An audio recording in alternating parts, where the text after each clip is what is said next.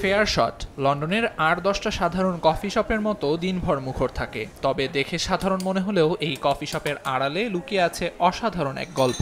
এখানে যারা কাজ করেন তাদের সবাই কোনো না কোনোভাবে শারীরিক প্রতিবন্ধকতার শিকার, কিন্তু সেই প্রতিবন্ধকতাকে জয় করে সাধারণ মানুষের মতোই কাজ করছেন এখানে।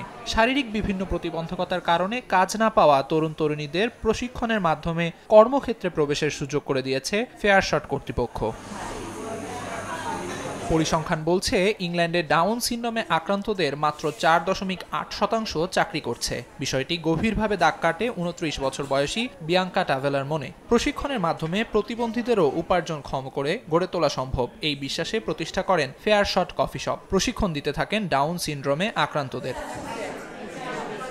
ফেয়ারশটের প্রশিক্ষণার্থীদের মধ্যে রয়েছেন শ্রবণ প্রতিবন্ধী, বাক প্রতিবন্ধী, বুদ্ধি প্রতিবন্ধী, মোটর স্কিলের সমস্যা ও ডাউন সিনড্রোমে আক্রান্তরা। এই প্রোগ্রামে প্রতি বছর 15 জন বিশেষ চাহিদা সম্পন্ন ব্যক্তিকে বেতনভুক্ত চাকরির জন্য প্রস্তুত করা হয় বলে জানান ফেয়ারশটের প্রতিষ্ঠাতা ও প্রধান নির্বাহী টাভেলা। বলেন, এরই মধ্যে 19টি প্রতিষ্ঠান এই কফি শপ থেকে প্রশিক্ষণপ্রাপ্তদের চাকরি দিতে সম্মত হয়েছে। বিভিন্ন কফি শপ ছাড়াও এদের মধ্যে রয়েছে দ্য আইভি রেস্তোরাঁ সহ গোল্ডম্যান স্যাক্সের মতো বড় বড় কোম্পানি। নিয়োগকর্তারাও এমন মহৎ কাজের অংশ হতে পেরে আনন্দিত বলে জানান টাভেলা।